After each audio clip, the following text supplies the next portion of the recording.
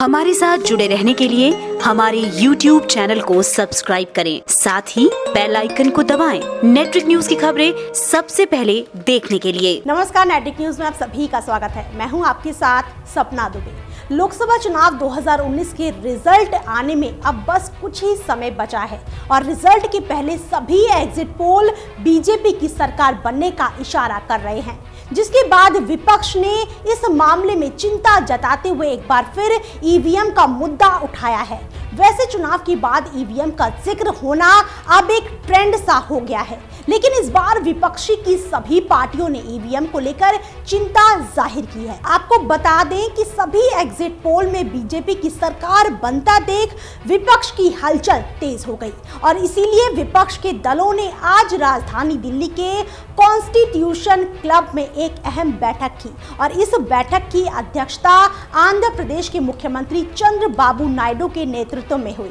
गौरतलब है कि चंद्रबाबू नायडू ने सोमवार को पश्चिम बंगाल की मुख्यमंत्री और तृणमूल कांग्रेस की नेता ममता बनर्जी के साथ कोलकाता में उसके सरकारी आवास में बैठक कर केंद्र में गैर राजक सरकार बनाने पर चर्चा की और नायडू विपक्षी नेताओं को एकजुट करने में पिछले एक सप्ताह से लगातार देश भर का दौरा कर रहे हैं। गौरतलब है कि दिल्ली में मंगलवार को होने वाली बैठक का मुख्य उद्देश्य सभी विपक्षी दलों से समर्थन पत्र लेना था, जिससे कि राजग के बहुमत से पीछे रहने की दशा में उसे तुरंत राष्ट्रपति को सौंपा जा सके और वीवीपैट की गिनती में बूथों पर किसी तरह की गड़बड़ी पाए जाने पर पूरी विधानसभा क्षेत्र की मतगणना वीवीपैट से कराने की मांग भी की जाएगी।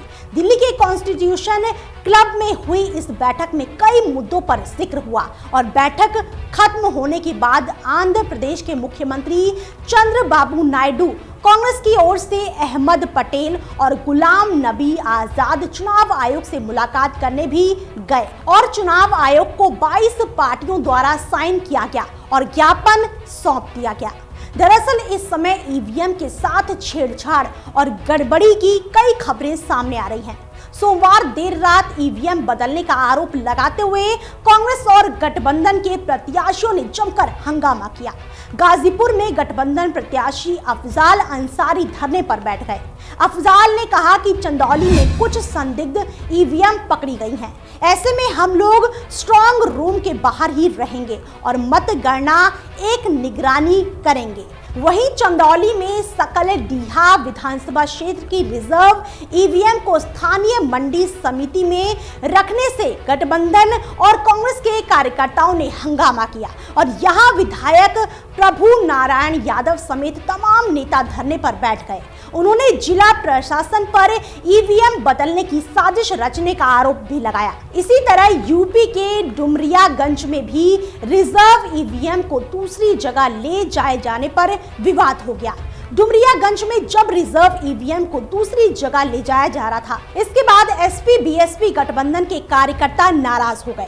बाद में आला अधिकारी मौके पर पहुंचे और नाराज प्रत्याशियों और उनके समर्थकों को स्ट्रांग रूम में ले जाया गया और उन्हें ईवीएम की सुरक्षा दिखाई गई। बाद में झांसी में रिजर्व और खराब ईवीएम को दूसरी जगह ले जाए जाने के दौरान विवाद हो गया और विपक्षी दलों ने आरोप लगाया कि ईवीएम को बदला जा रहा है और मिर्जापुर में कांग्रेस प्रत्याशी ललितेश पति त्रिपाठी ने ईवीएम को लेकर शिकायत की है। उन्होंने स्ट्रांग रूम में अतिरिक्त 300 ईवीएम रखने की बात कहकर ईवीएम बदलने का आरोप लगाया है। लोकसभा चुनाव के नतीजों से ठीक पहले एक बार फिर विपक्ष की ओर से ईवीएम की सुरक्षा पर सवाल खड़े किए जा रहे हैं। अभी तक कई ऐसे मामले सामने आए हैं जिनको आधार बना विपक्षी पार्टियां चुनाव आयोग पर हमलावर हैं। उत्तर प्रदेश के गाजीपुर चंदौली में हुई घटना पर अब ईसी ने सफाई जारी की है। आयोग ने सभी आरोपों को निराधार बताते हुए कहा कि सभी ईवीएम कड़ी सुरक्षा में हैं।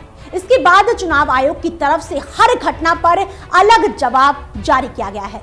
यूपी के गाजीपुर में ईवीएम की गड़बड़ियों वाले आरोप पर चुनाव आयोग ने कहा वहां पर स्ट्रांग रूम को लेकर प्रत्याशियों के द्वारा जो सवाल खड़े किए गए थे उन्हें सुलझा लिया गया है।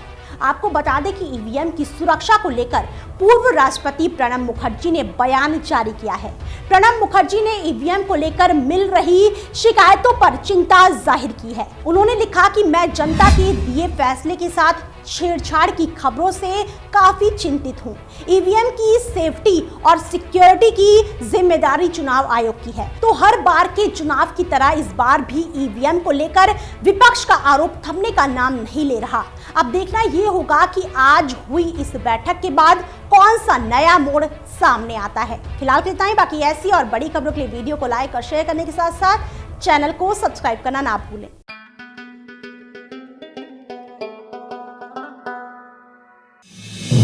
आप देख रहे हैं नेट्रिक न्यूज, साहस सच कहने का।